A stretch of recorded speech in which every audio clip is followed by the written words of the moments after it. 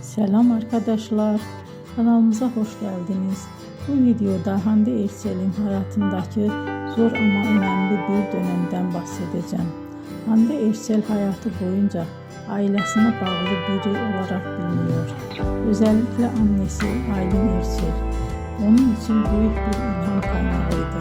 Ne yazık ki 2019 yılında annesi uzun süren bir hastalık sonrası hayatını kaybetti.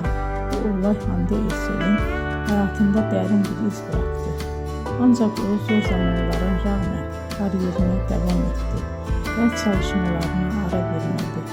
Aynı yıllarda oyuncu olarak yeni projelerde yer aldı ve izleyicilere güçlü karakterler sunmaya devam etti. Belki de bu nedenle birçok hayranı onu sadece başarılı bir oyuncu olarak değil, aynı zamanda güçlü bir insan olarak da görüyor. Beni izlediğiniz için teşekkür ederim. Bir sonraki videoda tekrar görüşmek üzere. Hoşça kalın.